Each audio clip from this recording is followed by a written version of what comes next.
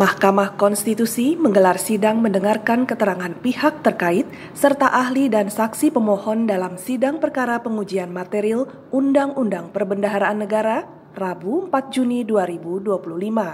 Perkara dengan nomor 184 tahun 2024 ini diajukan oleh pensiunan PNS Kementerian Luar Negeri. Dalam permohonannya, para pemohon menuntut pemulihan hak atas gaji pokok, gaji dalam negeri yang tidak diberikan selama mereka bertugas di perwakilan Republik Indonesia di luar negeri.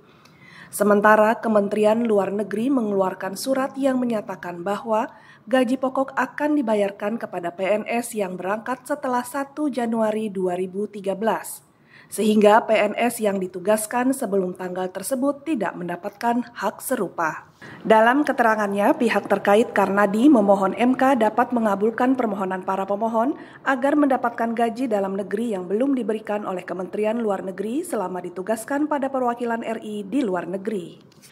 Karena dengan dikabulkannya permohonan para pemohon dalam perkara Aqua dan mengingat putusan Mahkamah Konstitusi yang bersifat erga omnes, tentunya akan berlaku juga bagi kami, sehingga hak atas gaji dalam negeri kami yang tidak kami dapatkan selama kami ditugaskan ke perwakilan di luar negeri bisa kami dapatkan sebagaimana para pegawai negeri sipil pada institusi pemerintah lainnya.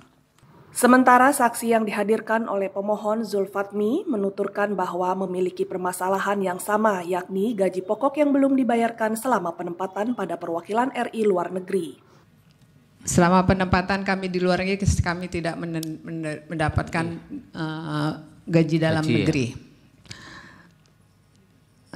Terus yang seperti saya sampaikan, dari kedua perwakilan tersebut, yang di Korea Selatan saya tidak mendapatkan TSR, tunjangan sewa rumah. Sedangkan di Ho Chi Minh City saya mendapatkan tunjangan sewa rumah. Senada saksi Didi Wahyudi juga tidak mendapatkan gaji pokok selama bertugas di luar negeri. Jadi selama saya bertugas di luar negeri itu tidak dapat gaji. Bahkan ya, kalau tidak dapat gaji terus dapat tunjangan kediaman namanya kan dulu. TPLN namanya Pak, ya. Aslinya tunjangan penghidupan luar negeri.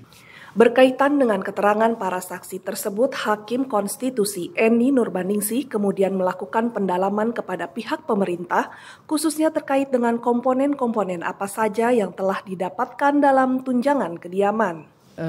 Perdebatannya ini lebih banyak kasus konkret ya Pak Victor ya. Jadi kasus konkret yang intinya itu sebetulnya soal reward yang kecil. Kan begitu ya Pak saksi ya, rewardnya kecil sekali, sudah ditugaskan ke luar negeri kok rewardnya kecil lah begitu kurang lebih. Tetapi kalau bicara tadi soal gaji, yang di gaji pokok khususnya itu kan sebetulnya komponennya sudah masuk di tunjangan kediaman. Ini yang perlu dijelaskan sebenarnya tunjangan kediaman tuh maknanya apa sih sebetulnya? Karena toh tunjangan kediaman tetapi kemudian ada lagi tunjangan rumah ya Bu ya. Saya membayangkan tunjangan kediaman itu apakah dia termasuk TPLN sebetulnya? Mereka ini paham nggak sebetulnya itu komponennya semuanya itu tunjangan kediaman sebetulnya? Ataukah ada komponen-komponen lain yang melekat di dalam tunjangan kediaman itu? Mau dijelaskan Pak ini dari Perbendaharaan?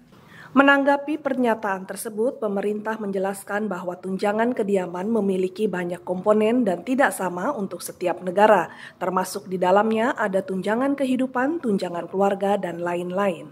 Jadi sebenarnya yang mulia, yang belum diterima adalah pokok gaji, bukan gaji pokok.